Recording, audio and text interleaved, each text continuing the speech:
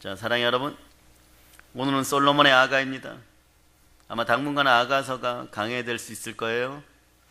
한 7년 전에 자료들을 준비해 뒀었는데 하나님 이제 펼치시게 하여갖고 새로 워드 치고 해가지고 여러분 입술로 선포되는 말씀을 들을 수 있을 것 같습니다. 여러분, 아프리카 건조한 사막에 살아가는 미어캣 알죠? 미어캣은 수십 마리가 함께 살죠.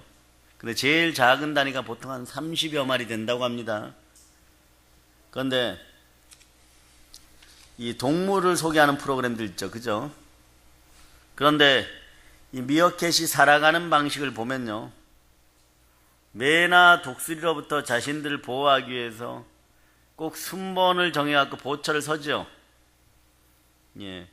파수꾼 미어캣은요, 더 높이 더 멀리 보고자 하고, 그리고 바위 꼭대기 이렇게 올라가서 귀엽게 서 있죠, 그죠? 그런데 이 파수꾼 미어캣이요, 만약에 독수리가 와서 그 집단을 공격할 때 이 녀석이 제일 먼저 표적이 되어줍니다. 자신의 목숨을 잃을 수 있다는 것에 대해서 그렇게 두려워하지 않는 녀석들이 이 녀석이라 그래요. 네? 다른 미어캣들은 먹을 것을 찾고 맛있는 식사를 즐길 동안에 이 보초 미어캣은요, 떼학교 밑에서 한치의 소홀함도 없이 자신들의 공동체에 임할 위험을 살피고 경계합니다. 네. 어떤 목사님은 또 자기가 미어캣보다도 못하다고 회개한다고 또 그런 글도 옛날에 올린 적을 본 적이 있어요. 네. 더 나아가서 앙컷이 새끼를 낳으면요, 모든 그 주변에 친구 어미 앙컷들도 전부 유선이 발달해 버립니다. 그래서 새끼를 공동으로 먹여야 젖먹이를 합니다. 특이한 동물이에요. 또 자기들에게 적이 공격해 오면 미어캣들은요, 자기 몸을 문으로 삼아가지고 방패 삼아가지고 굴 입구에서 새끼들을 지켜줍니다. 그 새끼들을 지켜주다가 죽어버려요.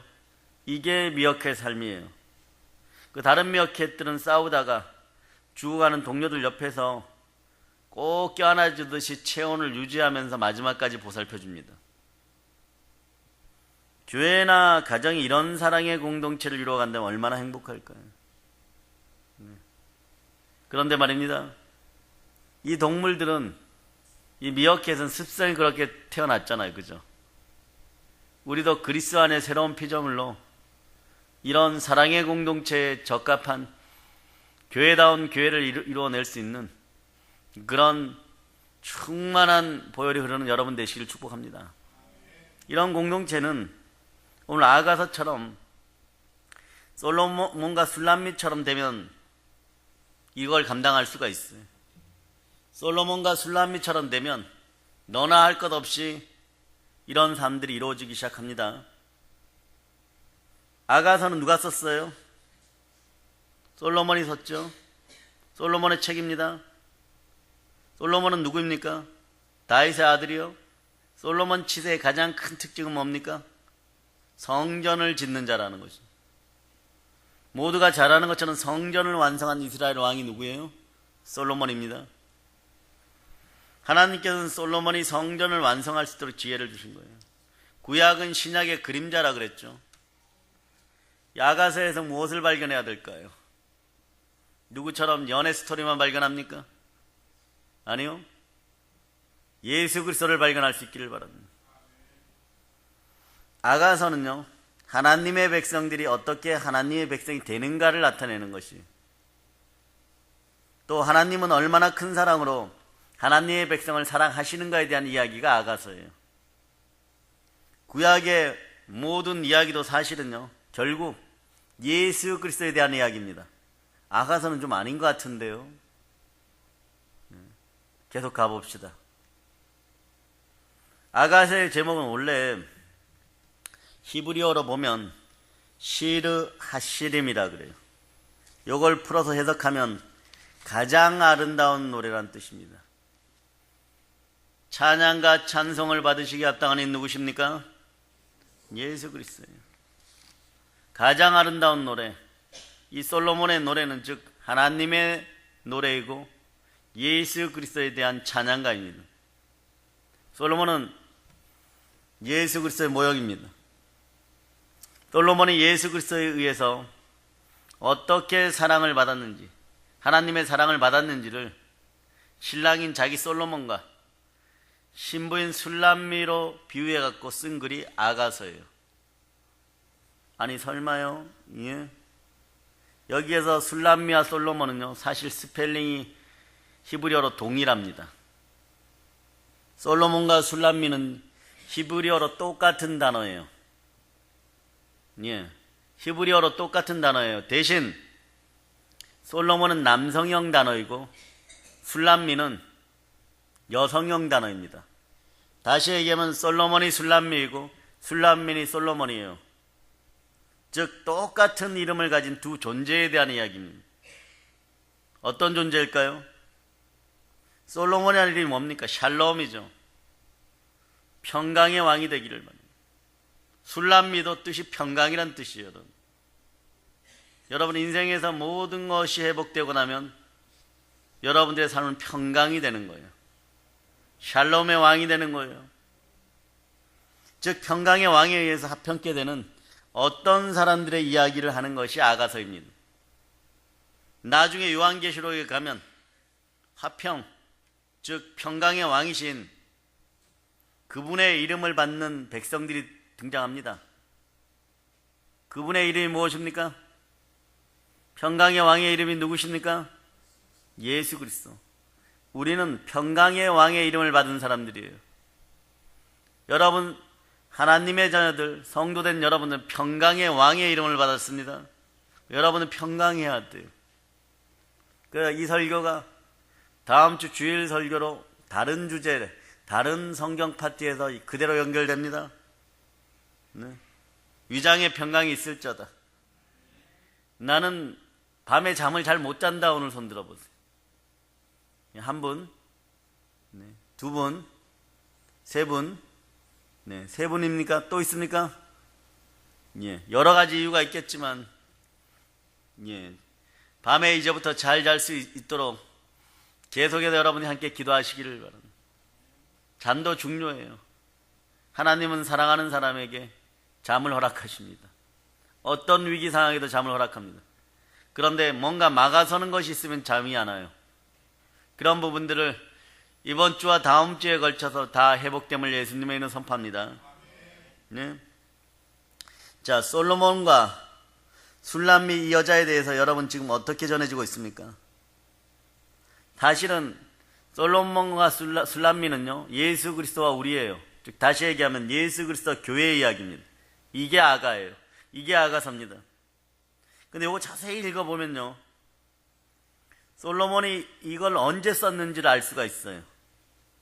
자세히 보면 아가서의 기록 연대는 왕과 기빈이 140명 정도밖에 안 될 때 이야기예요. 그 시점을 찾아보면 되죠. 솔로몬의 첩이 수천 명, 수백 명 될 때 얘기가 아니라 140명 될 때 이야기입니다. 그러므로 이건 언제 쓰였냐 이렇게 보면 BC 970년에서 960년 요 사이에 솔로몬이 왕이 된 지 얼마 안 되었을 때 쓴 거예요, 여러분. 근데 하나님은 솔로몬에게 지혜의 영을 부어주셨습니다.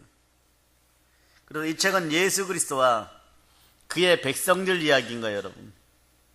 그 히브리 사람들이 절기 때마다 낭독하는 책들이 따로 있죠.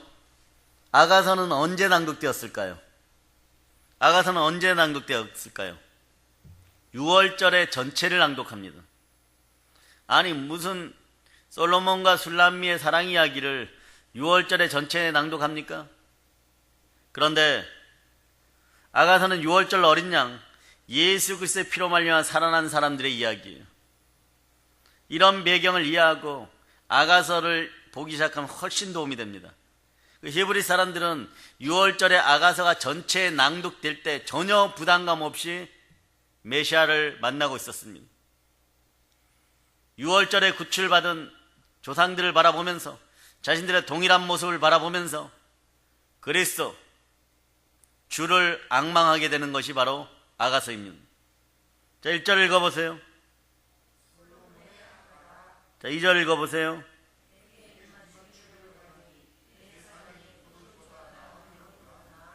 예, 그래서 아가서는요, 어떻게 하나님의 사랑으로 성전이 지어져 가는지, 즉 하나님의 백성들이 지어져 가는지에 대한 노래입니다.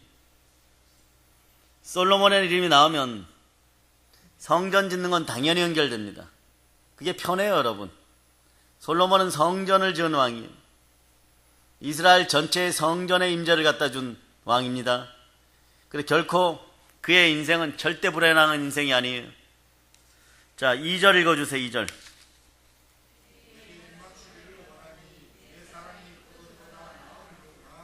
예.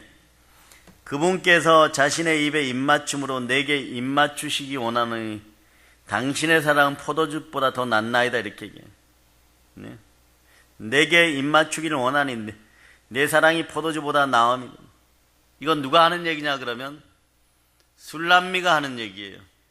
언젠가는 왕이 와서 흑인 노예인 자기에게 입맞추고 갔다는 얘기죠. 영원히 잊지 못할 꿈입니다. 예수 영접하였어요, 여러분. 포도주는 이스라엘 백성들에게 사람들을 즐겁게 해주는 그 어떤 거예요. 그 잔치 때마다 포도주가 쓰입니다. 이 세상에서 사람을 즐겁게 해주는 것 대표가 포도주란 뜻이에요. 예? 그런데 오늘 신부되는 술람미는 이렇게 얘기합니다. 신랑의 입맞춤이 그 어떤 세상적인 즐거움보다 더 좋다는 것이에요. 말씀이 우리 속에 들어왔습니다. 예수 그리스도가 우리 속에 들어왔습니다. 즉 우리가 하나님의 은혜로 구원을 받고 예수님과 함께 존재하지만 네? 예수님께서는 가시적으로는 재림전까지 어떻게 돼요? 우리를 떠나 계시죠. 대신 누가 와 계십니까? 성령님이 와 계십니다. 눈에는 지금 술람미의 눈에는 지금 솔로몬이 보이지 않습니다. 자, 시편 2편 12절로 가보세요. 2편 12절.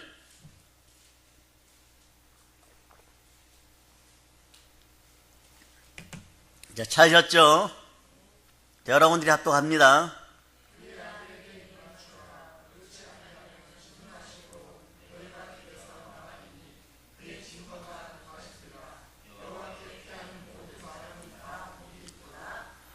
그 아들에게 입맞추라. 그리하지 않으면 주께서 분노하사 그분의 진노가 조금이나 타오를 때 너희가 길에서 망하니라. 여호와를 신뢰하는 자들은 다 복이 있도다. 입맞춤을 하지 않으면 우리는 하나님의 진노로 지옥에 가게 되는데요. 이 입맞춤을 한 번이라도 경험해 본 사람들은요, 바로 성도입니다. 여러분이 하나님의 백성입니다. 말씀으로 입맞춤을 하는 거예요.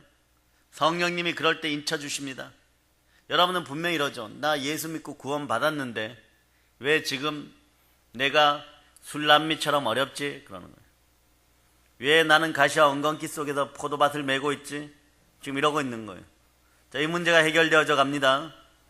3절도 읽어보세요.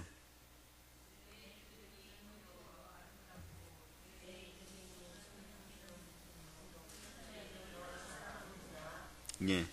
너의, 좀 쉽게 보면요, 너의 좋은 향유 냄새로 인하여 너의 이름이 쏟아 부은 향유 같사오니 그러므로 처녀들이 당신을 사랑합니다.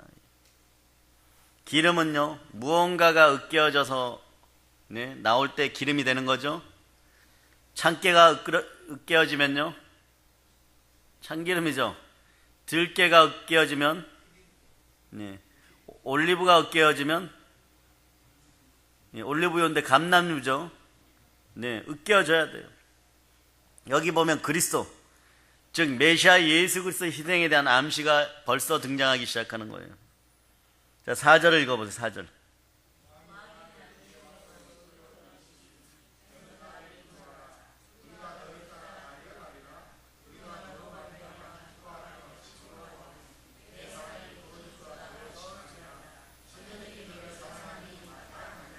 아멘, 할렐루야.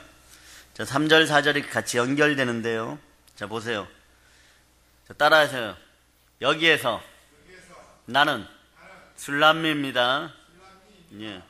술람미인 나에게 교회되는 나에게, 자, 그래서 교회와 나는 헬라어로 에클레시아예요. 동일한 단어입니다. 예. 작은 교회의 모형이 여러분이에요.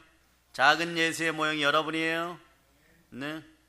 교회인 나에게 입맞춤을 해주고 간 그분, 주의 향기로운 기름을 가지신 그분이 나에게 입맞춰 주셨습니다. 그런데 주가, 그분이 자기의 으깨어짐으로 말미암아서, 완전히 깨어짐으로 말미암아, 몸짓고 피 흘림으로 말미암아, 아니면 겟세마네에서 우리를 구원하시려고 엄청나게 진을 뺨으로 말미암아 나타나는 것이 기름입니다. 여러분의 기도도 그럴 수 있기를 바랍니다. 그래서 처녀들이 사랑하는 이유가 그분의 향기로 말미암아. 근데 술람미인 나에게는 그 향기가 납니까 안 납니까? 원래는 처음에는 나에게 그 향기가 안 나죠. 그런데 여러분에게는 그리스도의 향기가 나옵니까? 왜 나옵니까? 이제부터 그 얘기를 들으셔야 돼요. 여러분, 술람미니까 향기가 안 나와요. 노동에 찌든 땀 냄새가 나오는 게 정상입니다. 네. 근데 향기가 나옵니다. 솔로몬의 향기가 나와요. 그리스의 향기가 나오게 되어 있습니다. 네. 왕이 나를 자신의 방으로 이끄시니 나를 인도해 주세요. 우리가 왕을 따라가겠습니다. 여기서 자신의 방이란 단어는요, 에스더서에서도 나오는 단어예요. 에스더에서도 왕비도 함부로 들어갈 수 없는 가장 안쪽에 있는 방을 의미하는 것이, 이 단어나 그 단어나 동일한 단어예요. 에스더서에 보면 왕후가 거처하는 방 또는 왕이 거처하는 방, 동일한 단어예요. 그때 에스더 왕후가 왕에게 바로 나갈 수 있었습니까? 바로 못 나갔죠. 왕의 자비가 있어야 나갑니다. 부르심이 있어야 나갑니다. 왕은 그런 존재예요. 만왕의 왕은 어떤 존재입니까? 만왕의 왕은 어디에 거하십니까? 성소 안에 지성소에. 지금 아가서에서 이 방이라고 하고 솔로몬이 그 방으로 이끌어 간다고 한 그 방은 어디냐? 지성소예요. 왕이 나를 자기의 방으로 데려가셨으니라고. 이 지성소에 대제사장이 1년에 한 번 들어가는 의미합니다. 이외에 다른 사람이 들어가면 다 죽는 것을 의미해요. 여기서 우리가 눈여겨봐야 할 것은요, 어떻게 이 왕이 술람미를 그곳으로 데리고 가고 있느냐는 거예요. 술람미 스스로 가면 죽습니다. 하나님의 국률 없이 하나님 앞에 나오면 옛날 죄인들 죽습니다. 에스더도 마찬가지입니다. 왕후의 에스더도 그날 그 시간에 황제가, 왕이 자비를 베풀었기에 망정이지, 그렇지 않았으면 어떻게 됩니까? 왕후는 죽음을 당할 수밖에 없었어요. 술람미가 스스로 가면 죽지만 왕이 데려가면 죽지 않습니다. 이 구절에서 중요한 것은 아가서 전체에 나타나는 사상 중에 하나인데, 하나 되는 사상이에요. 즉 한몸 사상입니다. 이게 처음부터 끝까지 나열되어 있어요. 술람미는 힘도 없고 덕도 없는데, 그런 냄새나는 인생인데, 계달의 장막처럼 너덜너덜한 인생인데 왕이 향기나게 해줍니다. 최초의 신랑은 누굽니까? 아담이에요. 최초의 신부는 누굽니까? 하와죠. 원래 처음에 하나님이 우리의 형상을 따라 사람을 만들었어요. 그런 사람은 누가 사람입니까? 남자만 사람입니까? 아니면 여자만 사람입니까? 남자와 여자를 합쳐야 사람입니까? 어떤 게 정답이에요? 네? 지칭할 때 보면 아담과 하와, 남자와 여자가 다 합쳐져야지, 다 합하여서 사람이라고 하죠. 네, 남자만 사람인 게 아니에요. 여자만 사람인 게 아니에요. 남자 여자 전부 다 합쳐질 때 사람이라는 고유명사가 온전합니다. 자, 이해가 되십니까? 예. 그래서 원래는 아담이란 단어 뜻은 자신의 이름이기도 하지만 남자 또는 사람의 고유명사예요. 그런데 남자의 고유명사가 더 큽니다. 그렇게 만들어서 눕히고 여자인 갈비뼈를 빼냈더니 그때서야 비로소 남자 아담이 진짜 돼버린 거예요. 그전에는 그냥 사람 아담이었다고 하는 게 정확합니다. 남자 아담이 최고로 같이 완성되는 순간은 뭐냐? 갈비뼈가 빠졌을 때예요. 즉 사람은 남자 더하기 여자입니다. 남자와 여자가 하나 되어야 사람인 것이에요. 그리고 남자의 몸속에서 빠져나왔던 어떤 것이 다시 들어와서 사람이 되는 것을 구원이라고 합니다. 남자의 몸속에서 빠져나왔던 그 어떤 것이 다시 들어올 때 사람이 되는 거예요. 그래서 우리는 흙으로 지어진 사람이지만 생기가 우리 안에 들어오니까 우린 생명이 되는 것이에요. 그걸 잃어버렸었죠. 그걸 다시 찾아주신 이가 누구십니까? 자, 보세요. 하나님께서 하와를 만드실 때 하나님의 형상으로 남자를 만들고 남자 안에서 갈빗대를 빼낸 것처럼 예수님이 십자가에 달려서 옆구리가 창으로 뚫리고 심장을 막고 있는 갈비뼈가 드러났을 때 탄생하는 게 있어요. 무엇이 탄생합니까? 하나님이 자기 피로 사신 교회. 갈빗대가 드러나니까 그 피 가운데 하나님이 자기 피로 사신 교회가 등장하는 거예요. 즉 예수로 말미암아 교회가 혼자서 독립적으로 막 살아서 생겨난 것이 아니에요. 예수님의 희생으로 말미암아 그 피로 말미암아 생겨난 것이 교회입니다. 그러니까 교회는 어디서 나온 것이에요? 이게 중요해요. 예수에게서 나온 것입니다. 성경은 이렇게 얘기합니다. 단 한 단어로 하나님이 자기 피로 사신 교회, 독생자의 피로 사신 교회. 네. 옆구리 푹 찔려가지고 오늘 잠 못 자는 분들도 갈비뼈와 좀 상관이 있어요. 네, 이따가 사역하실 수 있는 분들은 제가 사역해 주겠습니다. 네. 즉 예수로 말미암은 교회가 혼자서 독립적으로 독자적으로 막 생겨난 게 아니에요. 예수님에 의해 생겨났으니까. 그 다스림은 누구에게 있어야 됩니까? 술람미가 솔로몬에게 순종하듯이 솔로몬이 그의 머리를 어루만지는 것처럼 예수 그리스도가 교회를 어루만지고 교회는 예수님께 순종해야 되는 것이에요. 이것이 아가서의 내용이에요, 여러분. 네. 아가서 전체가 그 얘기예요. 네. 나는 예수님이 없었으면 사실 탄생할 수도 없었을 뿐 아니라 내가 예수님의 비워진 그곳으로 다시 들어가야지 나는 비로소 존재하게 되는 거예요. 그게 나라는 존재가 누구냐 그러면 교회입니다. 그러므로 여러분들은 교회와 동일한 에클레시아예요. 그러므로 내 속에 내가 예수님 안에 들어가야 해요. 아버지 안에 예수가 계셨던 것처럼 예수 안에 내 안에 예수가 계셔야 됩니다. 그래야 내 존재의 본질이 살아나는 거예요. 그 아가서가 그러고 보니까 너무너무 복음적이죠. 복음의 예표입니다. 예수 그리스도와 연합인 거예요. 나는 예수님 없이 새 사람으로 태어날 수도 없었고, 나는 예수님 없이 천국도 갈 수 없고, 나는 예수님 없이 부활에도 참여할 수 없고, 나는 예수님 없이 이 땅을 살아갈 수도 없는, 나는 예수 없이는 안 되는 존재임을 사랑의 노래, 가장 향기로운 노래 아가서가 노래하고 있는 것입니다. 오늘 아가서 안에서 이런 뜻이에요. 네가 내 안에, 내가 네 안에. 솔로몬이 술람미 안에, 술람미 안에 솔로몬이 계속 반복되고 있는 거예요. 같은 단어로 여성형, 남성형, 남성형, 여성형으로 계속해서 반복되고 있는 것이에요. 요한복음 7장에 있는 예수님이 우리 안에, 우리가 예수님 안에 있는 내용하고 같은 거예요. 그 5절을 여러분 한번 읽어보세요. 5절.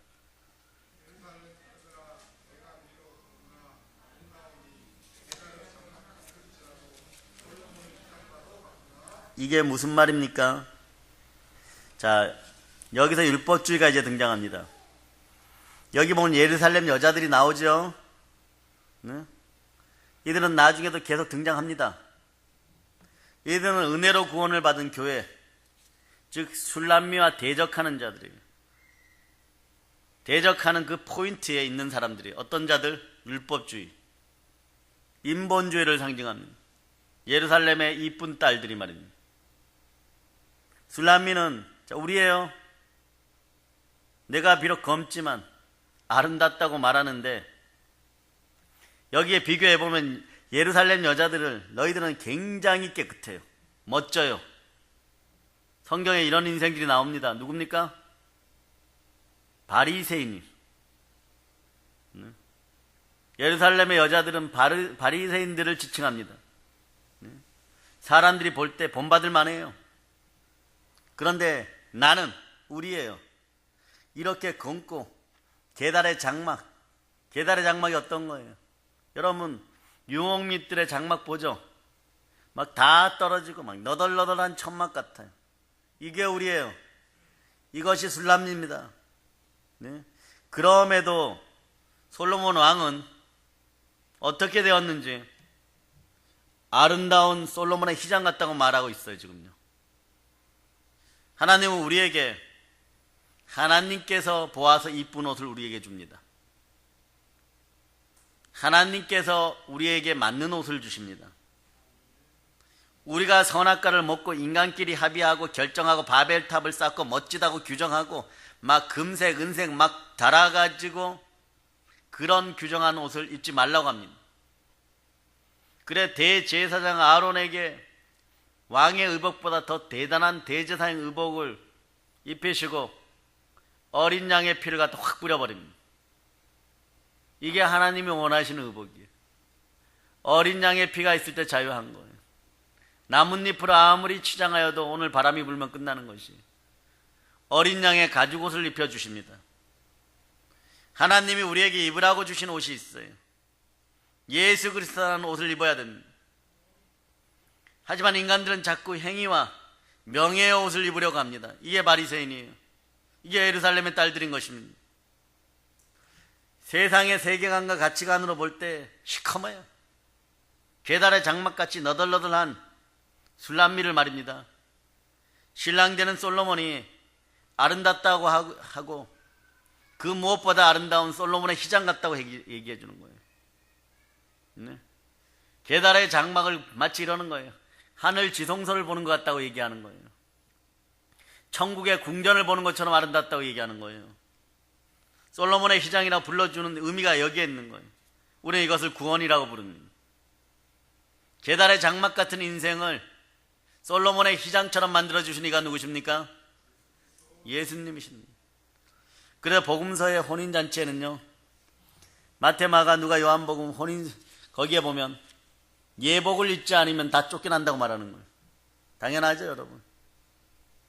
천국의 혼인잔치에 예수 그리스도라는 옷을 입지 않고는 들어갈 수가 없습니다. 우리는 예수 그리스도로 말미암아 구원을 받았어요. 이게 솔로몬과 술람미의 얘기예요. 예수 그리스도와 교회의 얘기가 바로 이 얘기입니다. 예수님이 입혀주는 그 옷을 입어야 해요. 예수 그리스도의 세마포 말입니다. 민수기에서 보세요. 모세가 누구를 아내로 맞아들여요? 구스 여자 이디오피아 여인을 아내로 맞아들이니까 아직도 율법주의에 물들어 있던 아론과 미리암이 모세를 비난합니다. 기적을 봤다고 해갖고 인본주의자가 하루아침에 성령 충만한 인생이 되는 건 아니에요. 천국 복음을 막 소유한 자가 되는 건 아닙니다. 기회가 온 거예요. 모세를 비난합니다. 세상 사람들이 보면 누가 맞아요? 이스라엘 장막에 있던 부족장들이 보면 누가 맞아요? 모세가 맞아요? 아론과 미리암이 맞아요? 대체적으로 아론과 미리암이 맞다 그럴 겁니다. 아마 여호수아나 갈렙 정도가 그게 아닌 것 같고 뭐가 있는 것 같은데 그것도 인간적으로 막 이해하려고 그러겠죠. 모세 선지자가 저렇게 구스 여인을 데려오고 저렇게 못생긴 여인을 데려온 걸 보면 뭔가 저 여인을 혹시 구원하고 구제하고 불가피한 상황에서 뭔가 도움을 주려고 희생정신에 입각하여서 데려온 것은 아닌가 이 정도밖에 생각을 못하는 거예요. 네? 그런데 모세가 누굽니까? 지금 이스라엘 백성들을 살리고 출애굽시키는 예수 그리스도의 모형이에요. 예표예요, 여러분. 이들이 뭐가 잘나서가 아니라 예수 그리스도의 희생으로 그 피해를 덮어서 데리고 나오는데, 그런 모세가 어떻게 아프리카의 시커먼 여인과 결혼할 수 있는지, 이걸 막 아론과 미리암이 이제 찬스를 잡았다 그러고 막 욕하는 겁니다. 비난하는 거예요. 이것이 율법주의고 인본주의고 하나님 마음은 전혀 없다는 거예요. 외모로 사람을 판단하는 거, 외모로 사람을 비판 정죄하는 거, 여러분 속에 다 떠나갈 자다. 아멘 할렐루야. 6절을 읽어보세요. 6절.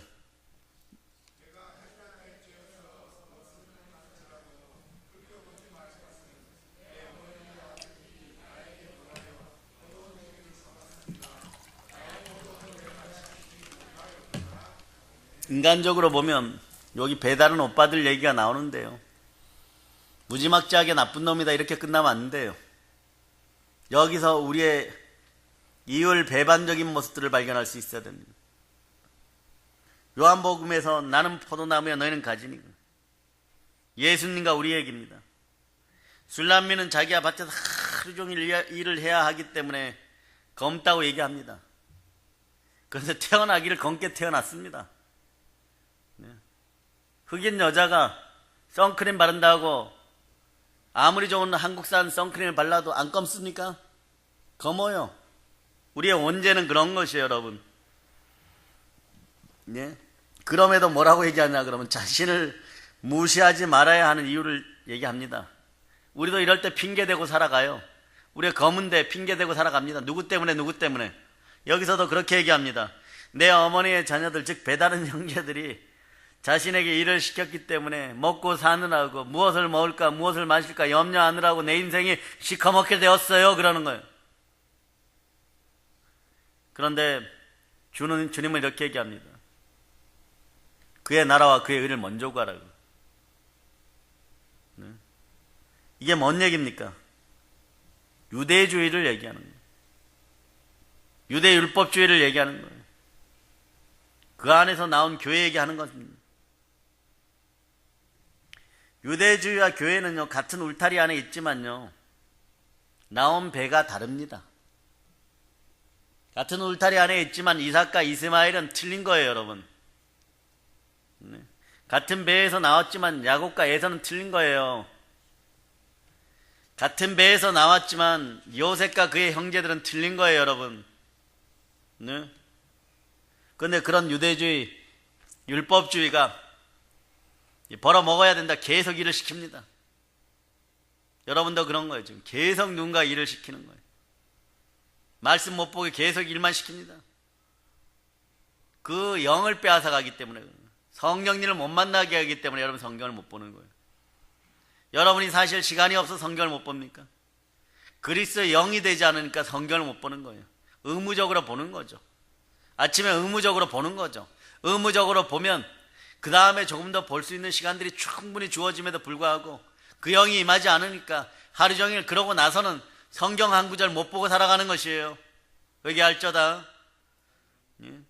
솔로몬은 은혜로 말미암아 구원을 얻게 되는 교회를 유대주의가 자신들의 포도원에 데려다가 죽도록 일을 시키는 술람미를 대비시켜 버립니다.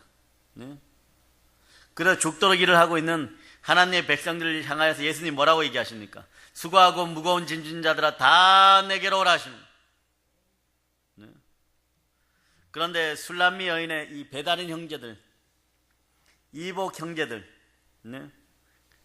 이 형제들 때문에 이 술람미 여인은 포도원을 관리하고 일하느라고 뭐라고 얘기하냐 그러면 정작 자신의 포도원은 지키지 못했다고 얘기합니다. 여러분도 세상 일에 바빠가지고 진짜 여러분의 영은 못 지킬 때가 있어요. 그리고 막 후회하죠. 그런 날 아내들이 시비 걸면 그날은 대판부싸움합니다. 왜? 그날의 영은 불순종의 아들 가운데 역사하는 세상의 영과 거의 동일해요, 여러분. 안 그래도 막 피곤하고 짜증나고 땀나고 막 가시에 찔리고 엉겅퀴에 찔리고 막 나뭇가지에 긁혀갖고 죽겠는데 옆에서 바가지 긁어보세요. 대판부부 싸움 하는 것입니다. 7절 읽어보세요. 7절.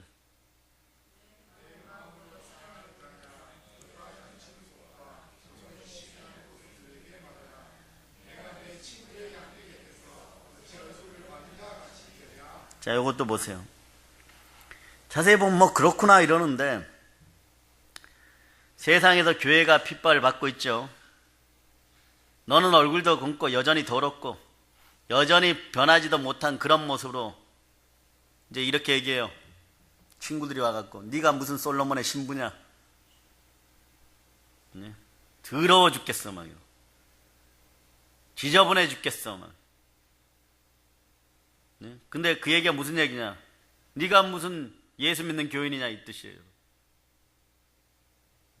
만왕의 왕의 신부된 여러분 그 얘기예요. 네가 무슨 교회를 다닌다고 하냐? 욕 먹습니다. 욕 먹. 네가 무슨 작은 교회가 되냐? 그 얘기예요 지금. 분명히 예수 그리스도께서 분명히 입맞춰 간 기억은 나는데 내 안에 성령이 들어와서 나를 만나주신 기억도 납니다. 그날의 감동이 잊혀지지 않아요. 그러니까 우리는 얘기하죠. 성령의 불을 다시 내려주세요. 성령의 바람과 불이 이 밤에 충만하기를 축복합니다. 네? 그럼에도 내가 나를 보니까 한심한 거예요. 네? 술람미가 쉴 곳이 없어요. 내가 쉴 곳이 없어요. 교회가 한국 사회에도 쉴 곳이 없습니다. 그런 얘기예요. 네? 내 마음이 사랑하는 즉 솔로몬이 양떼를 쉬게 하는 곳, 안식하는 곳에 데려가 달라고 이제는 막 매달리는 것입니다. 이제는 구하는 것이 그게 7절의 내용이에요. 솔로몬 곁에 있어야 안전하다는 거 알고 비로소 쉴 수 있다는 거 압니다. 왕 앞에 오빠들이 오면 어떻게 됩니까? 오빠들이 붙잡혀 사형당합니다. 네. 감히 왕비를. 네. 여러분들 예수라는 만왕의 왕 옆에 있어요. 그럴 때 여러분들이 보호받는 거예요. 인본주의 율법주의가 잡혀서 죽습니다. 예. 율법에 맞추면 사랑이 되는 거 이게 아가서예요, 여러분. 이게 아가서예요. 네. 그래서 성도는 이 세상에서 그런 핍박, 어려움, 고난 이런 게 없으면 신랑과 함께 안식하는 곳을 간절히 찾아가질 않아요, 여러분. 이건 탕자예요, 여러분. 기원나무 열매 먹다가 뚝 떨어지니까 막 엄청 고난이 오니까 아버지 앞으로 돌아가고 싶은 거예요. 그래서 하나님께서는요, 그 사랑을 알라고, 진짜 구원의 사랑을 알라고, 진짜 보혈의 사랑을 알라고, 진짜 십자가의 사랑을 알라고 어떤 때는 고난을 허락하시는 것입니다. 예? 7절 후반에 보면 얼굴을 가린 자는 이렇게 나오죠. 얼굴을 가린 자가 나오죠. 얼굴을 가린 자가 누구예요? 가린 자 같구나 하려는데 원래는 얼굴을 가린 자를 줄여버리면 어떤 여자가 얼굴을 가린 자입니까? 거리의 여자를 얘기합니다. 여기 앞에 에어컨 좀 틀어봅시다. 자, 얼굴을 가린 자가 거리의 여자예요. 네. 틀 수 있으면 틀어보세요. 얼굴을 가린 자의 대표적인 모형이 어디에서 나옵니까? 다말에게서 나와요. 다말이 유다와 통관하려고 할 때 뭘 쓰고 나옵니까? 예, 개역 성경에 보면 너울을 쓰죠. 다말이 유다와 통관하려고 할 때 너울을 쓰는 것을 생각해 보시면 여러분이 이제 이해가 가죠. 그죠? 예? 이해 가십니까? 그래서 술람미는 사람들이 나의 이런 모습을 보고 나를 말입니다. 거리에 여자 취급을 한다라고 지금 호소하고 있는 거예요. 너울을 쓰는 여자가 아닌데 내가 얼마나 어려워하고 힘들고 부족하게 살아가면은 오빠들에게 핍박받고 살아가면은 나를 거리의 여자 취급을 한단 말입니까? 이런 뜻이에요. 그래서 분명히 술람미에게는 입맞춰 간 신랑이 있습니다. 그 신랑이 누굽니까? 솔로몬이죠. 우리에게 입맞춤하신 분은 누구십니까? 네. 정말 네. 내가 언제까지 이런 거리의 여자 취급을 받아야 하는지를 지금 호소하고 있는 거예요. 네. 호소하고 있는 거예요. 자, 8절을 여러분들 읽어보세요.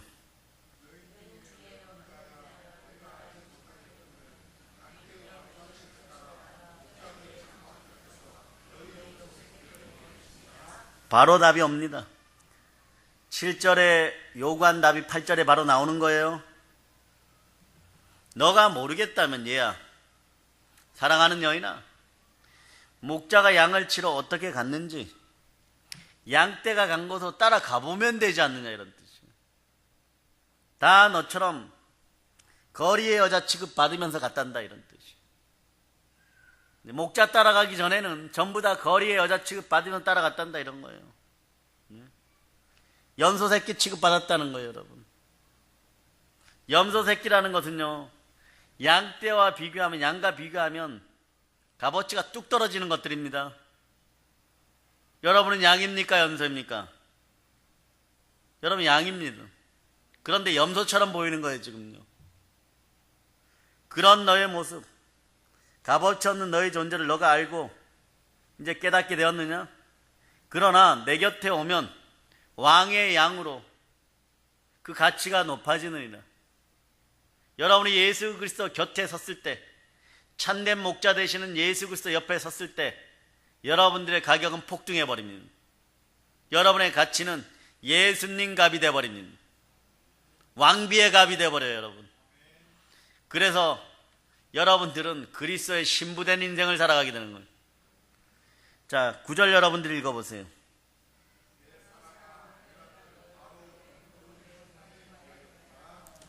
여기 또 뭔 얘기예요? 갑자기 왜 파라오의 병거 얘기합니까?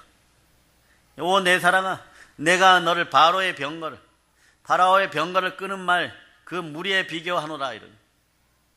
왜 갑자기 이집트 왕의 병거 끄는 말에 해당됩니까? 솔로몬이 갑자기 등장해서 술람미에게 이렇게 얘기해요. 너를 파라오의 말에 비교한다. 너는 파라오의 말 같은 여자야. 따라해보세요. 너는 파라오의 말 같은 여자야.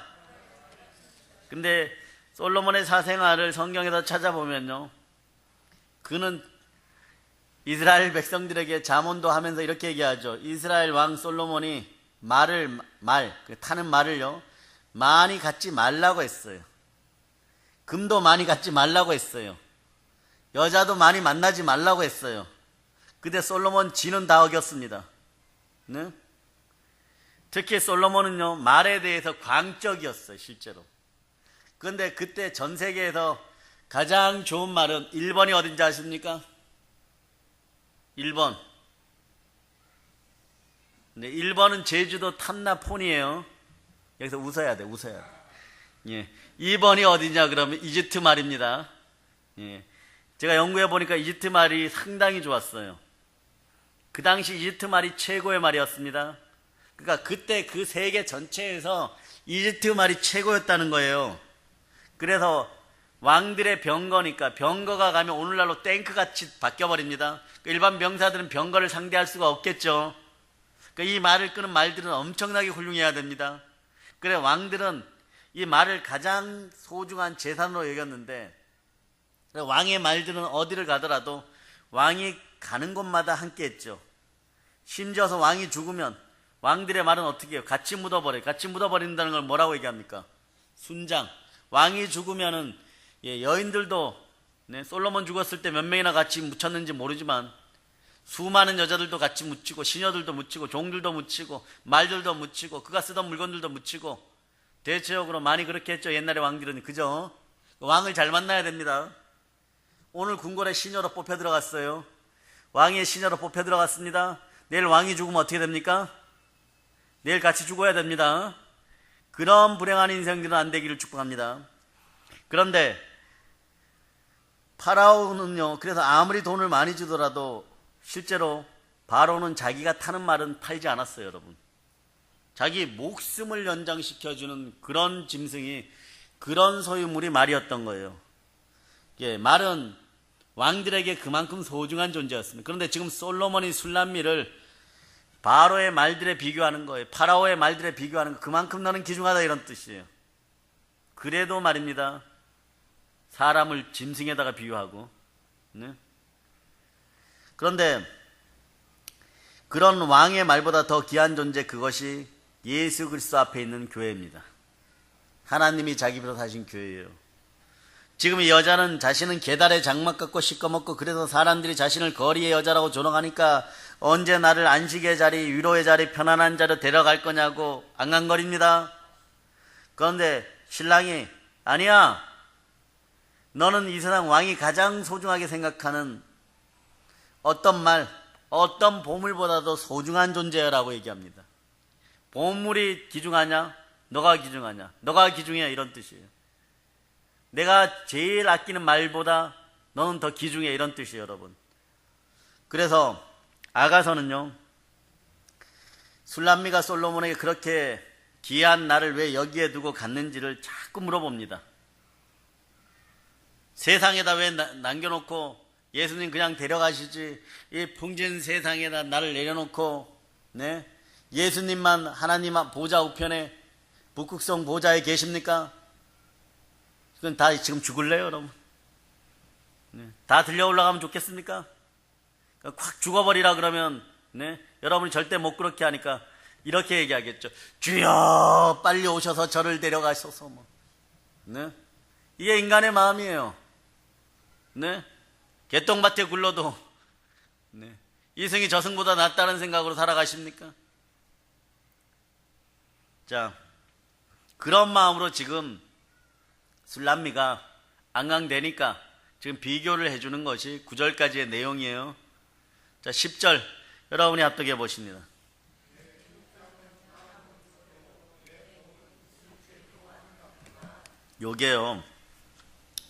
요게 상당히 히브리적으로 보면요, 우리 인생하고 닮았습니다. 요게 대꾸예요. 두 뺨은 따은 머리털로 내복은 구슬개미로 아름답구나 이랬죠. 요걸 직역해보면 두 뺨에 따은 머리털로 요 말은 무슨 뜻이에요? 무슨 뜻이에요? 뺨이 요렇게 따가지고 이렇게 앞으로 머리가 이렇게 나오니까 그런 패션들은 여자한테 좋지 않다는 얘기예요. 자, 머리를 요렇게 내려갖고 요런 애들 있죠. 요렇게 머리를 따갖고 요렇게 하는 여자들, 네? 머리를 따갖고 얼굴을 가렸다는 뜻이에요. 이게 무슨 뜻이냐? 앞에서 얘기한 것처럼 수건으로 얼굴을 가리고 너울을 썼다는 의미하고 똑같은 거예요. 즉 거리의 여자의 개념입니다. 예, 면사포는 누가 올려줘야 되는 거예요, 여러분? 신랑이 올려줘야 되죠. 우리의 면사포, 나와 여러분의 면사포는 누가 올려줘야 됩니까? 예, 그걸 머리로 면사포를 쓰고 있다는 의미로 이 머리를 신랑만이 올릴 수가 있는데, 우리나라에서도 첫날 밤에 신랑이 신부의 머리를 올려줬다고 표현하죠. 그죠? 네? 지금 솔로몬은 너는 이 세상에 누구도 만지고 건드릴 수 없는 내 아내로 점 찍었다는 뜻이에요. 그 나중에 지금 우리 신화에 가면 고린도서로 가면 고린도전서에서 여자들이 뭐를 쓰는 것은, 예, 여기에다 이렇게 쓰라 그러죠. 얼굴을 가리라고. 네? 그게 무슨 뜻이에요? 너의 위에, 여자들은 이렇게 표현하는 거예요. 나 위에 나를 주관하는 남자가 있다 이런 뜻이에요. 이게 없으면 머리를 길러야 하는데 여자의 머리는 항상 나는 내가 순종할, 내가 속한 남자가 있어요 이런 뜻이에요. 그 머리를 빡빡 미는 건 무슨 뜻입니까? 예? 예수님께 순종 안 하겠다는 뜻이에요. 예, 여자들이 머리를 빡빡 미는 이유는 머리를 밀면 평생 과부로 살겠다 이런 뜻입니다. 예, 뭣도 모르고 막 빡빡 밀고 있어요 지금. 네? 그래서 신랑이 있는 여자들은 너울을 써도 되는 거예요. 네? 면사포로 가려도 되는 것입니다. 그런데 술람미가 왕의 신부, 신약의 예수의 신부란 뜻으로 이렇게 받아들여지는 거예요. 나는 내가 속한 남자가 있어요. 그 이름은 솔로몬입니다. 솔로몬 왕입니다. 우리는 뭐라고 얘기합니까? 만왕의 왕이신 예수 그리스도가 나의 신랑이십니다. 그렇게 얘기하는 거예요. 영적인 너울이 이렇게 쓰여져 있는 거예요. 이걸 올려줄 수 있는 누구밖에 없습니까? 예수 그리스도밖에 없어요. 네. 근데 그것도 구약의 율법화되어서 월삭과 절기가 모두 예수 그리스도가 십자가에 달리실 때 휘장이 위로부터 아래로 찢겨지듯이 이제 그거마저도 예수 그리스도의 손길 아래 필요가 없는 거예요, 여러분. 아시겠습니까? 네. 그런데 그 다음 구절이요. 무슨 뜻이냐 그러면 너의 목은 구슬깨미로 아름답구나. 요거 잘 생각해 보시기 바랍니다.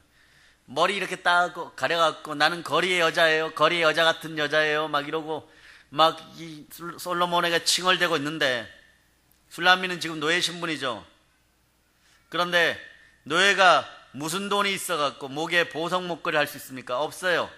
그렇다면 이 목걸이를 누가 줬다는 거예요? 신랑이 주고 간 것이죠. 사랑의 증표로 주고 간 거예요. 사랑의 예물로 주고 간 것입니다. 솔로몬이 술람미에게 준 거예요. 여러분에게도 천국의 값진 진주에 드라크마가 여러분에게 걸려 있습니다. 드라크마 목걸이가 걸려 있는 거예요.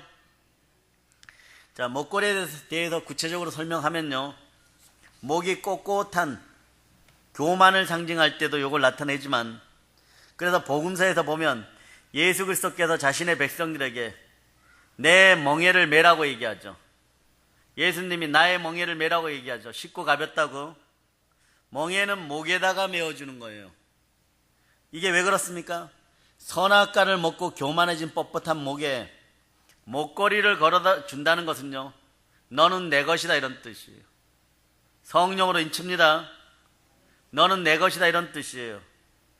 동시에 그 교만한 목이 예수님으로 인해서 꺾였다는 거예요. 술람미가 목이 아무리 교만하다, 흑인이 교만해봐야 얼마나 교만하겠어요. 또 인종차별한다고 하겠네.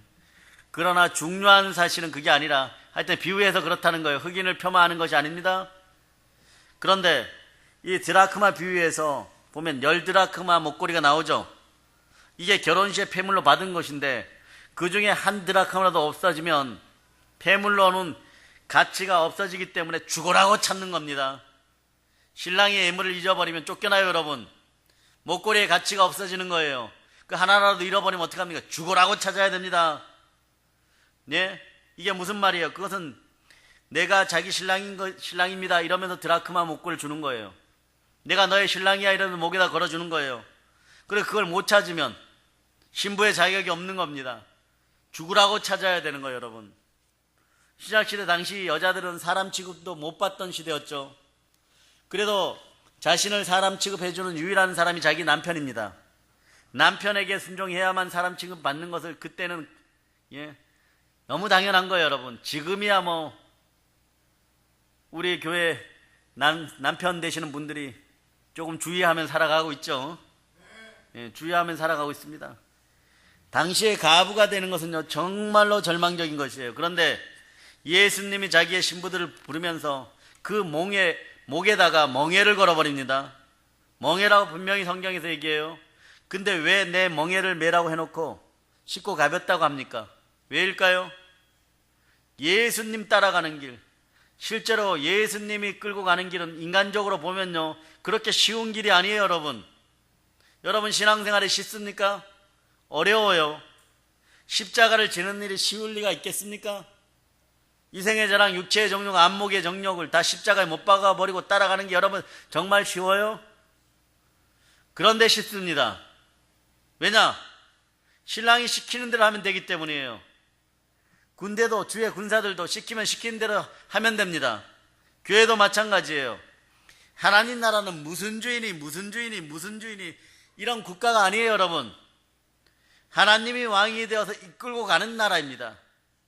하나님이 왕이 되어서 이끌고 가는 것이 천국이에요. 네? 멍에를 씌워서 내 자아가 원치 않는 것을 알아서 끌고 가겠다고 하는 것. 즉 나의 자아, 술람미의 자아는 원하지 않는데 술람미의 목에다 그 구슬 깨미를 걸어주는 것은 왕인 나의 뜻에 맞춰서 너가 따라오란 뜻이에요. 11절 여러분들이 합독해 봅니다.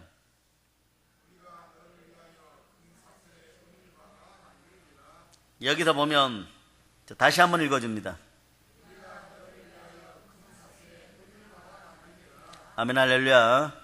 자, 우리가 너를 위하여 금사슬의 은을 박아 만드니라 이러는데 여기서는 은단추라고 되어 있는데 개역 성경을 보면 이렇게 우리가 너를 위하여 은단추를 박은 금 옷자락을 만들어 주리라고 쉽게 나와 있어요.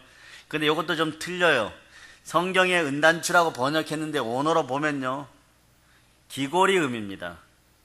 히브리어로 네크도이라고 하는데 이 은단추가 이건 기거리예요, 여러분. 그런데 여러분 잘 들으세요. 구약에서 기고리는 언제 사용됩니까? 종들이 7년이 지나서 자유인이 될 수 있죠. 그런데 주인이 너무 좋아서 주인 집에서 영원히 종으로 살겠다고 할 때 길을 뚫어버립니다. 대들보에 데려가서 못을 박아 길을 뚫어버려요. 그래, 깃 뚫린 종은 영원한 그 집의 종인 것입니다. 예? 그 의미예요, 지금. 그런 의미에서 술람미가 기고를 하는 거예요, 여러분. 네, 흑인 여자들 이따만한 기고리 많이 하죠. 이제 그 이유를 알겠죠. 네. 자, 12절 여러분이 합독합니다.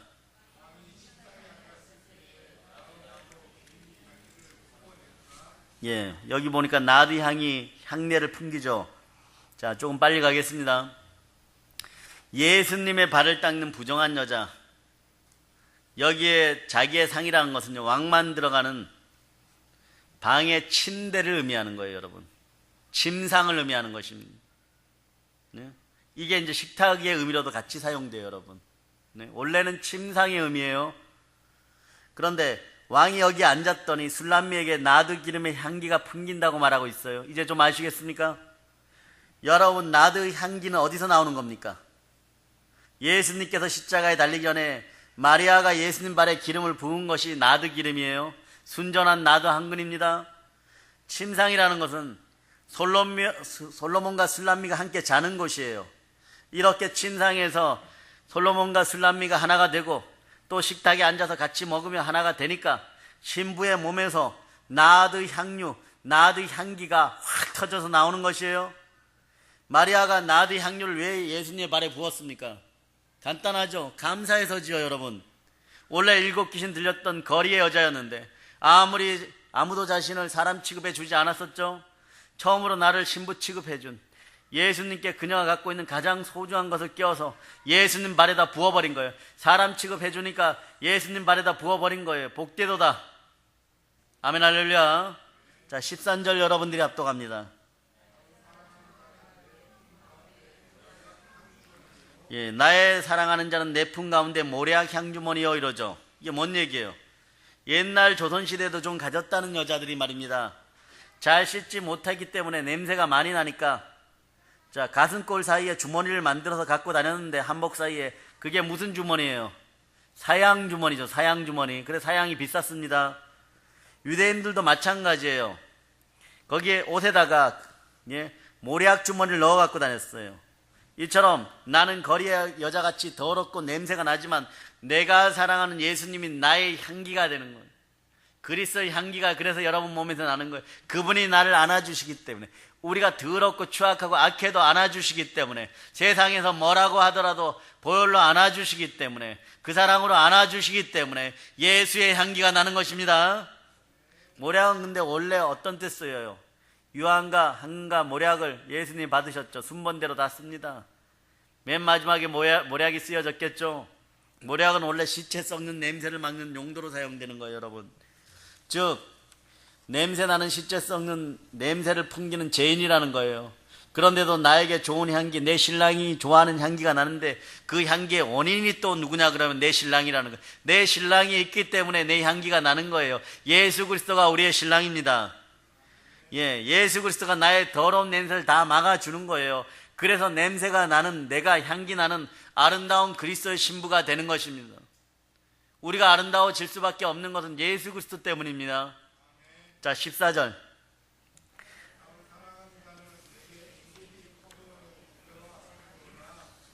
아멘, 할렐루야. 14절에서는 고벨라 꽃송이가 나오죠. 고벨라가 참 3가지 색을 가지고 있는 꽃인데 유대인들은 이걸 메시아의 꽃이라 그래요. 그리스도의 꽃이라. 고벨라, 고멜이 아니라 고벨라. 네. 내 사랑하는 내 남편은 엔게디 고원, 즉 다윗이 위험할 때마다 피했던 곳에 있는 동굴, 그 안에 메시아, 나를 구원해 주시고 나의 피난처가 되실 유일한 분이에요. 메시아는 나의 구원주이시고 나의 피난처이십니다. 예수 그리스도는 나의 구세주이시고 영원한 나의 피난처이시고 나를 영원히 보호해 주시는 분이십니다. 그래, 히브리 사람들에게 이런 개념이 너무 자연스러운 개념이었기 때문에 아가서를 6월절에 읽어주면 울면서 다 이해하고 받아들였던 거예요. 언젠간 그분이 오셔서 내 몸에서도 그리스도의 향기가 나고 내가 고베라처럼 아름다워지리라. 네? 우리는 그런데 그런 그림자 시대를 살아가지 않고 직접 만나고 있습니다. 여러분들은 샤론의 백 갚아요? 고베라입니다. 네? 그러니까 그런 개념을 모르니까 막 사랑 이야기로 갔다가 막 교훈 이야기로 갔다가 그래서 성도들이여 죽도록 사랑하자 뭐 이렇게 번역이 돼 버리는 거예요. 그래서 16, 17절 여러분들이 합독하십니다.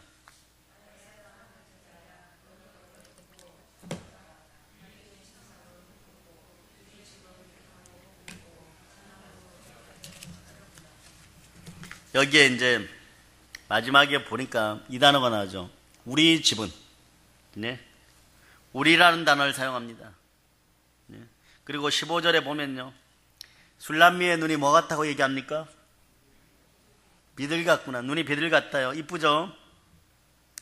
여기서 비둘기는요. 평화를 주는 새이기도 하지만요. 이게 비둘기가 한 가지 특징이 있어요. 눈의 특징이. 뭡니까? 그 비둘기가 그래서 다른 새들에게 잘 잡혀 먹어요. 비둘기 눈은 사팔뜨기예요, 여러분. 사시예요, 사시. 네? 비둘기는 하나만 이렇게 봐요, 하나만. 하나만 보는 거예요. 그 비둘기는 뭐만 봐야 됩니까? 예수님만 봐야 돼요. 우리는 십자가만 바라봐야 됩니다. 네? 다른 데로 눈 돌리고 이렇게 하다가는 눈도 안 좋으니까 바로 잡혀 먹어요. 네? 비둘기 눈 같다는 것은요. 솔로몬이 이렇게 얘기하는, 너는 왜 나만 쳐다보느냐? 나밖에 모른다는 뜻이에요. 비둘기 눈을 가졌다는 것은 아름다운 눈을 가졌다는 뜻도 되지만 예수님만 쳐다보는 눈을 가졌다는 뜻이 되어야 됩니다. 여러분, 비둘기입니까? 까마귀입니까? 아멘, 할렐루야.